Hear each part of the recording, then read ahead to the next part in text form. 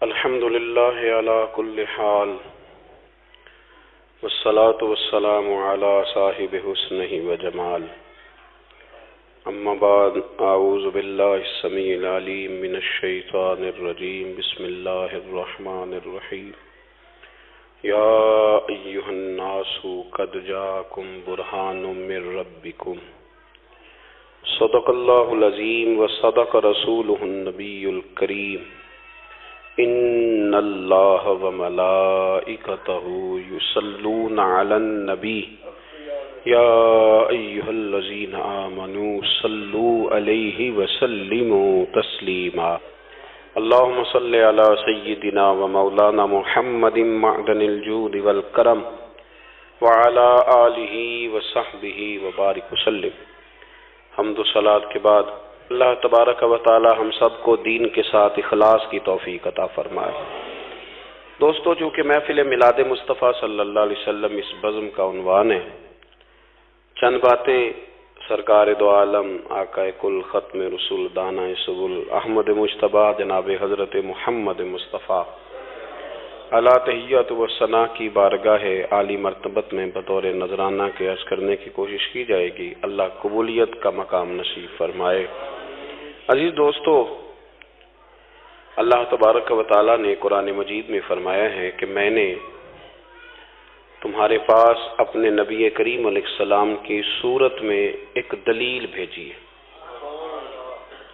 اللہ نے اپنے رب ہونے کی دلیل اپنے محبوب کریم کو قرار دیا ہے. یا ایھا الناس قد جاءکم برہان من ربکم، اے لوگو تمہارے پاس تمہارے رب کی طرف سے دلیل آ گئی اور روشن دلیل آ گئی. نبی کریم صلی اللہ تعالی علیہ وسلم اللہ تبارک و تعالی کا جو دعوی ربوبیت ہے، مالک کریم نے جو لوگوں کو توحید کی طرف دعوت دی ہے، تو اس دعوے کی دلیل ذات مصطفیٰ ہے. اس کی دلیل ذات مصطفیٰ ہے. نبی کریم صلی اللہ تعالی علیہ وسلم کو رب کریم نے اس طرح تخلیق فرمایا ہے، جس نے حضور کے چہرے کو دیکھا اس نے بھی سبحان اللہ کہا. عزیز دوستو، جس نے چہرہ نور دیکھا اس نے بھی کہا سبحان اللہ، اور جس نے زلف عنبری کو بھی دیکھا اس نے بھی کہا سبحان اللہ، اور جو سرکار کی بارگاہ میں دسترخوان پہ تھوڑی دیر بیٹھا اس نے بھی کہا ماشاء اللہ. دیکھنے والے کہا کرتے ہیں اللہ اللہ، یاد آتا ہے خدا دیکھ کے صورت تیری. اور جو کامل لوگ تھے انہوں نے تو بات ہی ختم کر دی. وہ کہنے لگے بلغ العلا بکمالہ، بلغ العلا بکمال کمالہ، کشف الدجی بجمال، حسنت جمیع خصالہ، کیونکہ صلوا علیہ. جو بہترین قسم کا حسن تھا نا، بہترین، وہ حسن اللہ نے اپنے محبوب پاک کو عطا فرمایا. بہترین بناوٹ، بہترین کمالات. صحابہ کرام علیہم رضوان فرماتے ہیں کہ محبوب کریم صلی اللہ علیہ وسلم کے حسن با کمال کا انداز یہ تھا کہ مسکراتے تھے تو پھر بھی کمال ہی بات ہوتی تھی، اور کبھی جلال فرماتے تھے تو پھر بھی کمال ہی بات ہوتی تھی. ہر پہلو سے، ہر انداز میں اللہ نے اپنے محبوب کا نوازا.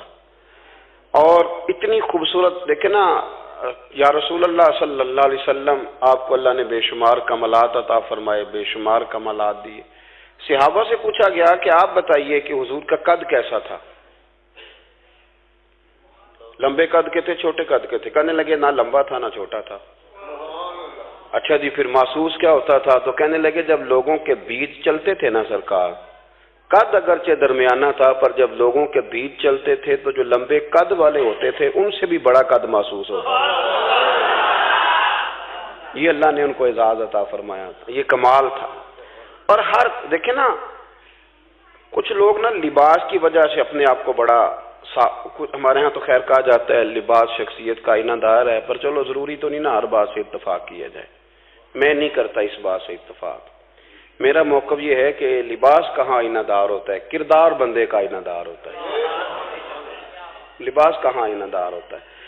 تو لوگ کچھ کپڑے وپڑے ڈال کے بھی خوبصورت بنتے ہیں، لیکن کچھ ایسے لوگ ہوتے ہیں کہ وہ جو کپڑا ان کے وجود سے لگ جائے وہ کپڑا بھی حسن والا ہو جاتا ہے۔ محبوب کریم سید عالم علیہ السلام سادہ غذا کھاتے تھے، سادہ کپڑا پہنتے تھے، لیکن جو کام حضور نے کیا نا وہ با کمال ہی کیا۔ اس کے اندر عجب سی خوبصورتی تھی، کچھ الگ سا اس کا انداز تھا، اور وہ خود بخود نہ باقی ساری چیزوں سے کام نرالا ہی ہو جاتا تھا، انوکھا ہو جاتا تھا، اور لوگ خود بخود کہہ اٹھتے تھے کہ یہ جو چیز ہم نے دیکھی ہے یہ ہم نے کسی اور مقام پر نہیں دیکھی، خود بخود لوگ کہہ اٹھتے تھے۔ اللہ تبارک و تعالیٰ نے نہ کل کمالات اپنے محبوب کو عطا کیے۔ اب ایک یہ ہوتا ہے کہ بندہ بڑا حسین و جمیل ہوتا ہے، بڑا خوبصورت لگتا ہے، وزادار ہوتا ہے، داڑھی شاڑی پگڑی، لیکن کئی دفعہ جب بولتا ہے نا وہ لگتا ہے یار بندہ چہرے سے تو بڑا بھلا لگ رہا تھا، پر یہ نکلا کیا ہے؟ حضرت سعدی رحمۃ اللہ علیہ فرمایا کرتے تھے کہ انسان اپنی زبان کے نیچے چھپا ہوتا ہے، اس لیے وہ کئی لوگوں کو مشورہ دیتے تھے کہ تو مہربانی کر ذرا بولا نہ کر، تو چپ رہتا ہے تو تیرا بھرم قائم رہتا ہے۔ امام مالک رحمۃ اللہ علیہ کے پاس ایک شخص بیٹھا کرتا تھا، سارے لوگ سوالات کرتے تو وہ کوئی سوال نہ کرتا۔ تو ایک دن امام صاحب فرمانے لگے ساری دنیا جو مسئلے پوچھتی ہے تو بھی کوئی پوچھ لیا کر۔ کہنے لگا جی پوچھ لیتے، روزہ کب افطار کرنا ہے؟ آپ نے فرمایا جب سورج ڈوب جائے۔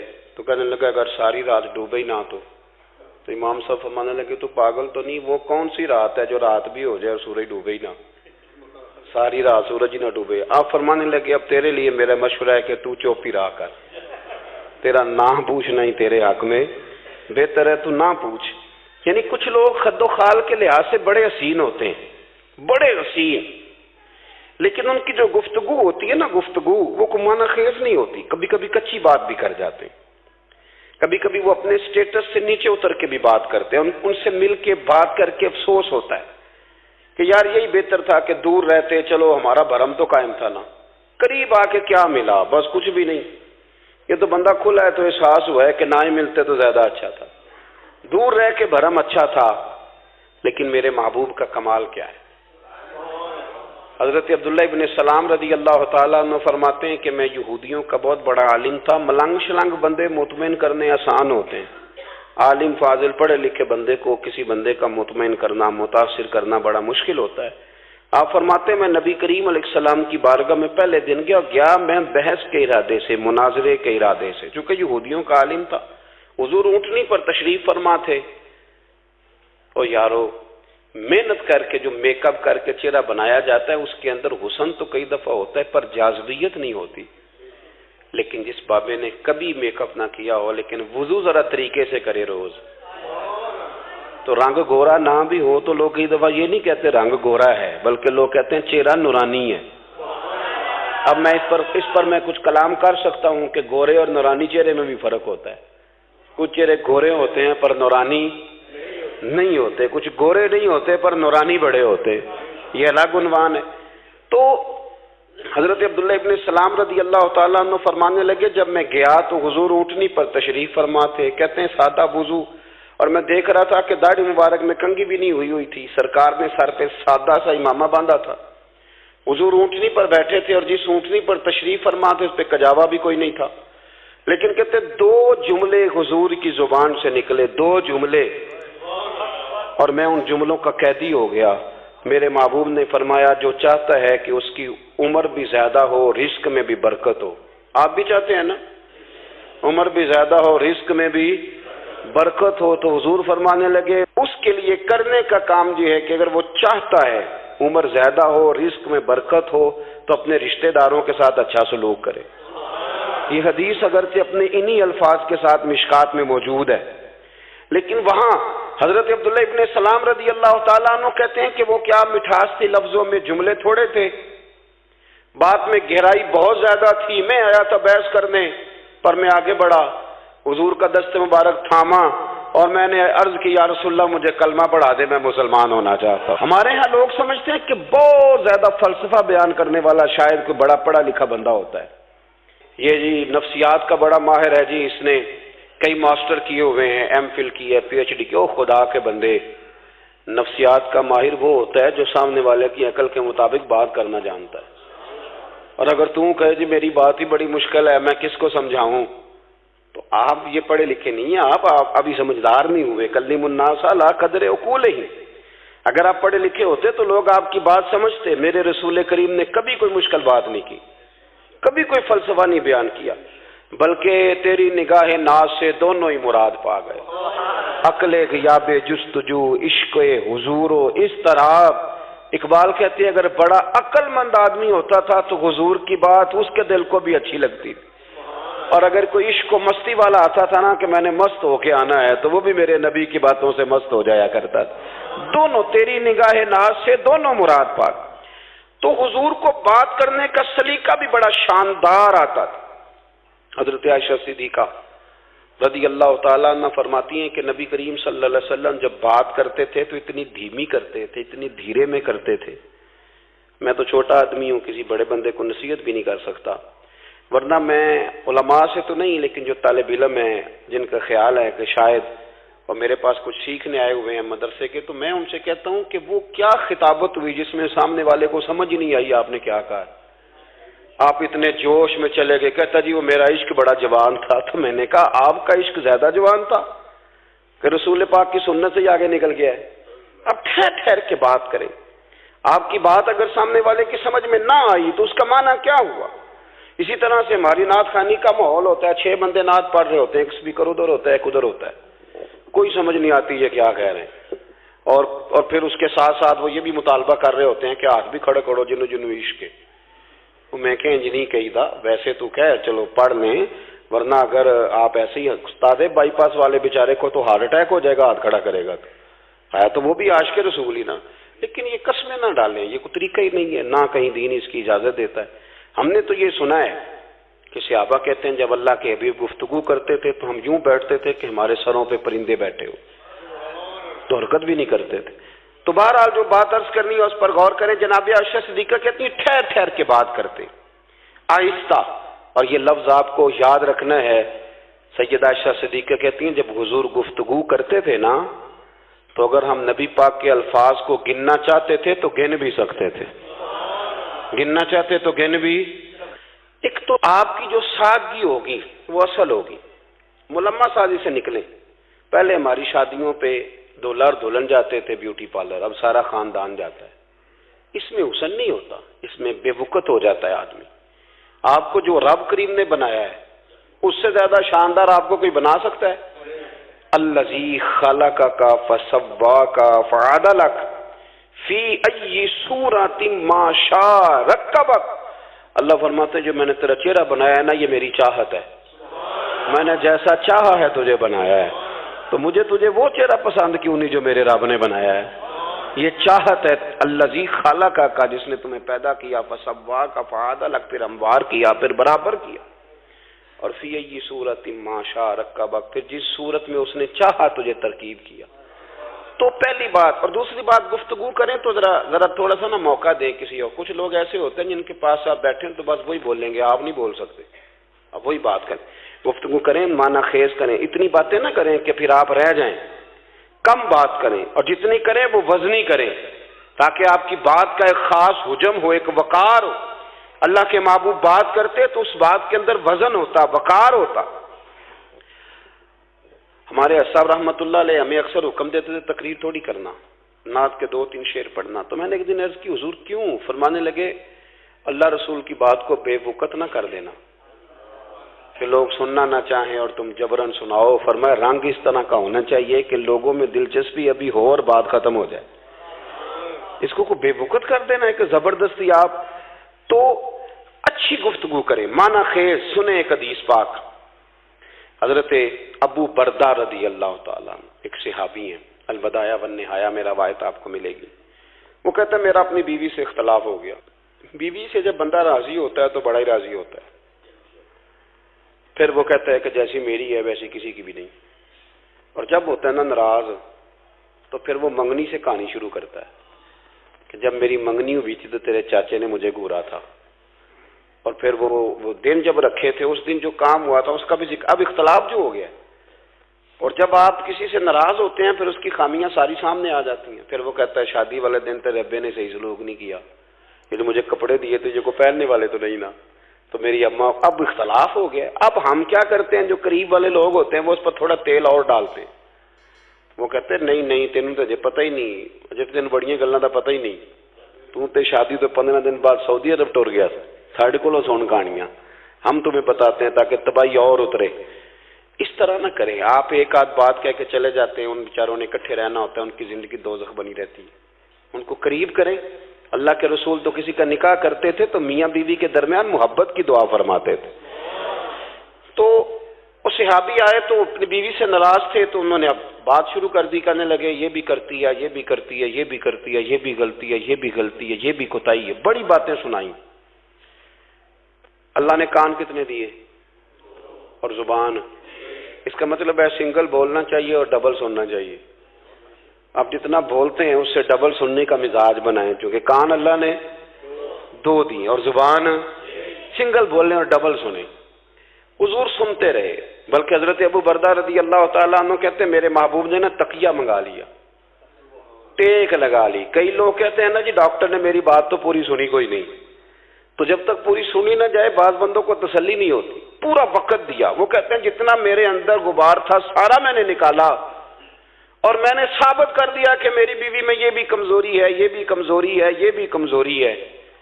کہتے ہیں جب میں تھک گیا نا باتیں کر کر کے اور باتیں ختم ہو گئی تو حضور ہلکا سا مسکرائے.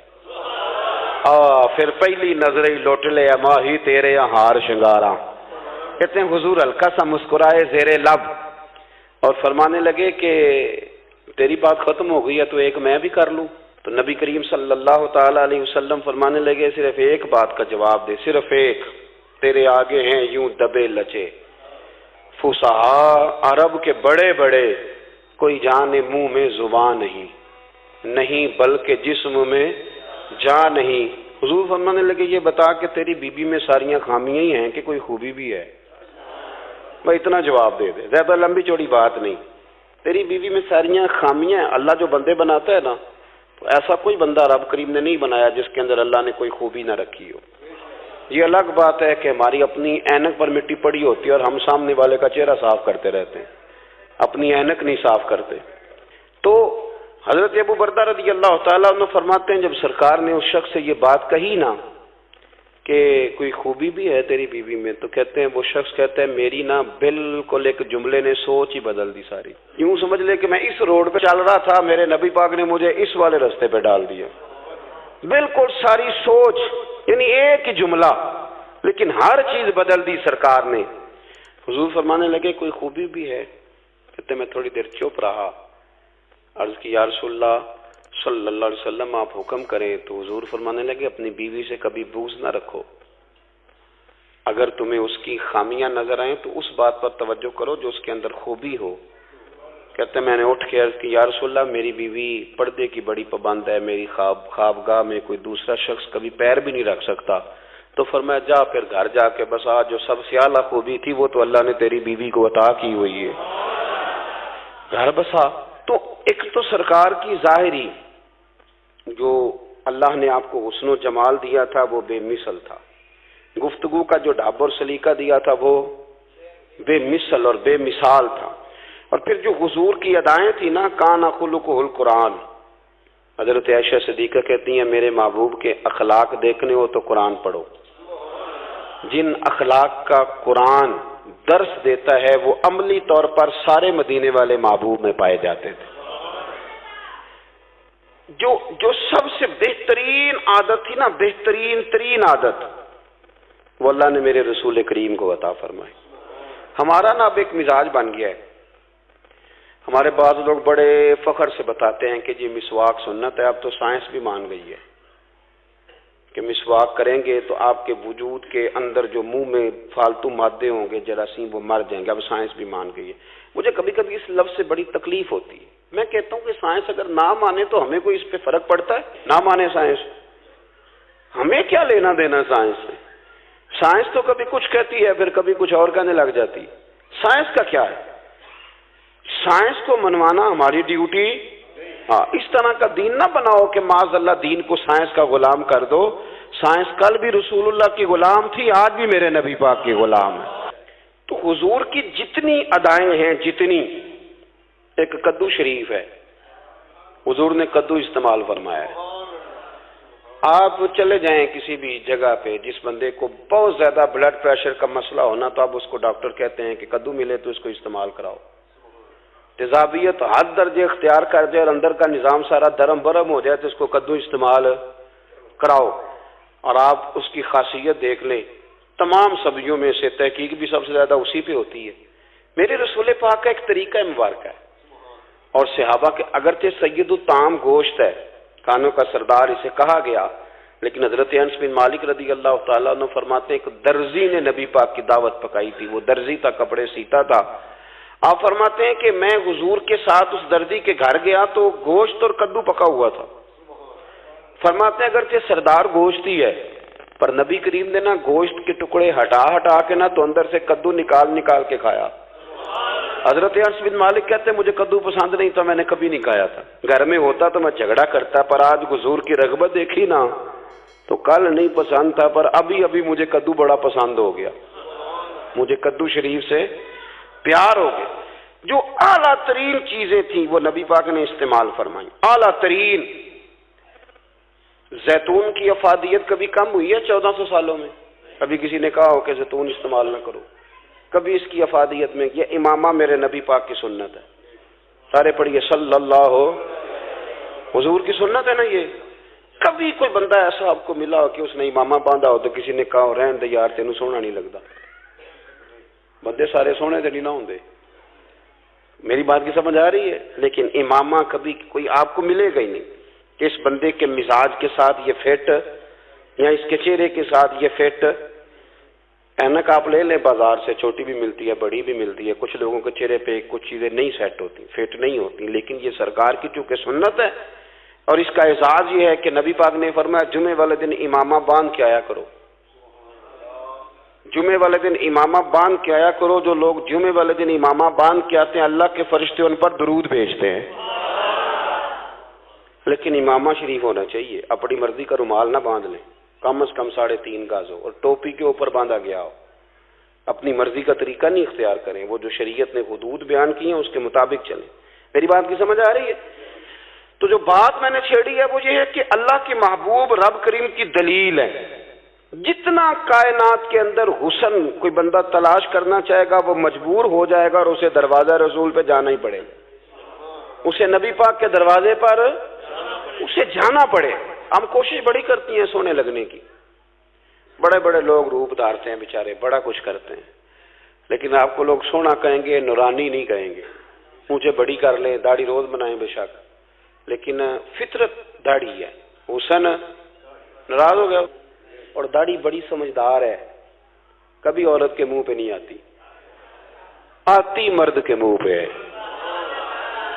مرد کے منہ پہ داڑھی آتی۔ چلے میں کوئی بات نہیں کرتا، ورنہ میں تو حنفی ہوں، میرے امام صاحب تو اس بندے کی گواہی قبول نہیں کرتے جس نے داڑھی نہ رکھی ہو۔ وہ کہتے ہیں اس کی شہادت کچہری میں قابل قبول نہیں ہے، وہ تو قبول نہیں کرتے اس کی شہادت کو بھی۔ اب چلیں عوام سے ڈرتے ڈرتے کئی دفعہ کچھ باتیں نہیں بتائی جاتی، پر باتیں ہیں تو صحیح نا۔ ایک بندے نے داڑھی مڈائی تھی تو جناب عمر نے مدینے سے بھی نکال دیا تھا۔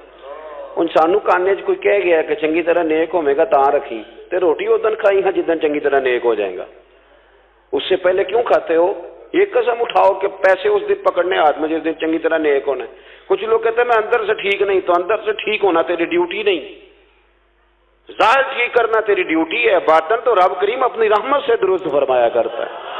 تو جو تیرے ذمے لگایا اللہ نے وہ تو کرنا، جو تیرے اللہ نے ظاہری صورت سے ہوتا کیا ہے، سنو کیا ہوتا ہے۔ ملا رومی نے لکھا ہے حضرت موسیٰ علیہ السلام کے زمانہ مبارکہ میں ایک شخص تھا تو حضرت موسیٰ علیہ السلام کی نقلیں اتارتا تھا، آپ کی طرح لمبا کرتا پہنتا تھا، ہاتھ میں چھڑی پکڑتا تھا، تھوڑا غصے سے بولتا تھا، معاذ اللہ نقل اتارتا تھا۔ جناب موسیٰ کلیم اللہ علیہ السلام کی قوم کا جب غلبہ ہوا تو انہوں نے نکال دیا اس کو، تو نقلیں اتارتا ہے، وہ نکل گیا،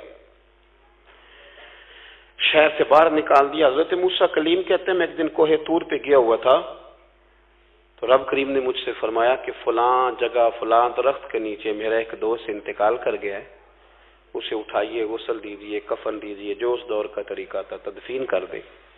حضرت کلیم علیہ السلام فرماتے ہیں میں اپنے حواریوں سمیت پہنچا، جب بندے کا چہرہ دیکھا تو حیران ہو گئے، یہ تو نقلیں اتارنے والا ہے، تو نقلیں اتارنے والا ہے۔ پر اللہ کے نبی رب کریم کے حکم کے آگے لا تو لا اللہ نہیں کرتے، یہ نہیں کہتے کہ میری عقل میں نہیں آ رہا۔ اٹھایا، غسل دیا، کفن دیا، تدفین کر دی اس کو۔ جب دفن ہو گیا، حضرت موسیٰ علیہ السلام کوہ طور پہ حاضر خدمت ہوئے اور بارگاہ عالی مرتبت میں عرض کرنے کے مالک تو بے نیاز ہے، چارہ سوال تو نہیں، پر اپنی تسلی کے لیے مالک یہ فرمائیے کہ وہ تو نقلیں اتارتا تھا۔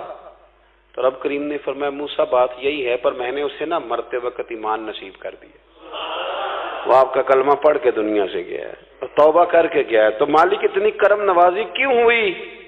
تو رب کریم نے فرمایا موسیٰ جب وہ تیری طرح بن سور کے نکلتا تھا نا، تیری ادائیں اپناتا تھا تو مجھے پیارا ہی بڑا لگتا تھا، وہ پیارا لگتا تھا۔ یارو دیکھو نا ترمذی شریف میں حدیث ہے، میرے رسول پاک علیہ السلام نے فرمایا میرا امتی جب سفید داڑھی لے کے قبر میں جائے گا نا، داڑھی اور وہ بھی سفید، تو رب فرشتوں سے فرمائے گا اسے عذاب نہ دینا، یہ میرے محبوب کی سنت سفید داڑھی لے کے آگے، مجھے شرم آتی ہے اسے عذاب دیتے ہوئے۔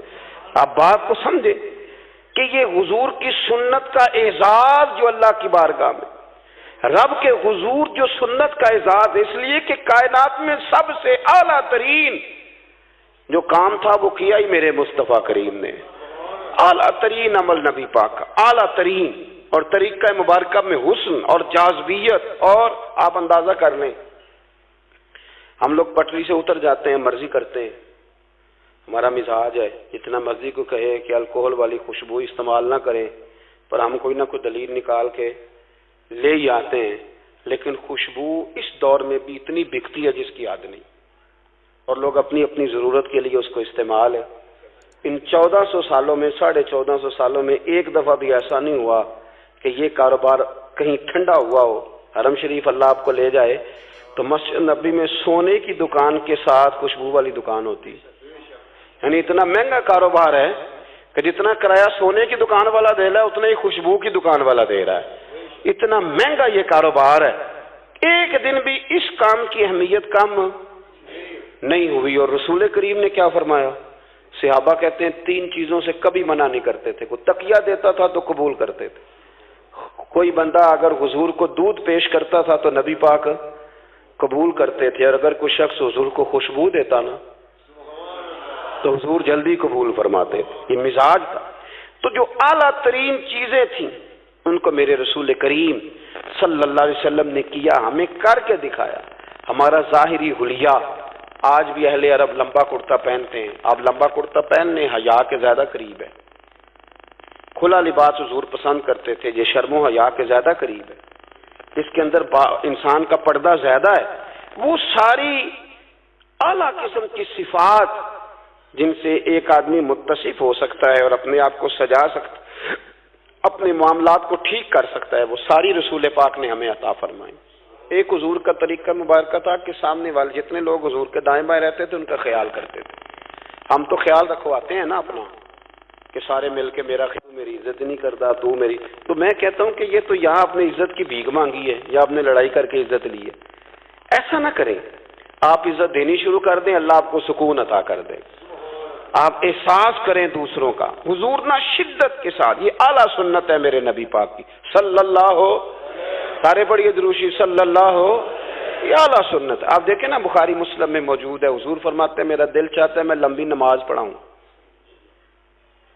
لمبی نماز پڑھاؤں، دل میرا چاہتا ہے، لیکن فرمایا جب میں دیکھتا ہوں نا کہ پیچھے بچے بھی کھڑے ہیں، بوڑھے بھی کھڑے ہیں، بیمار بھی کھڑے ہیں، تو گویا حضور فرمانے لگے میں بندوں کا احساس کر کے رب کی نماز چھوٹی کر دیتا ہوں، میں مختصر پڑھاتا ہوں۔ اور مسند امام احمد بن حنبل میں حدیث کے لفظ ہیں کہ اگر کوئی نبی پاک کا انتظار کر رہا ہوتا تھا تو نماز مختصر پڑھتے تھے اور اس کو فارغ کر کے بھی لمبی نماز پڑھتے، ایسا نہیں کہ اب آئے ہیں 4-5 لوگ تو ان کو پتہ چل جائے کہ حضرت جی بڑی تگڑی نماز پڑھتے ہیں، بڑے صوفی صافی آدمی، یہ نہیں، بلکہ نماز ہے، بلکہ مسند امام احمد بن حنبل میں تو وہ خوبصورت حدیث موجود ہے۔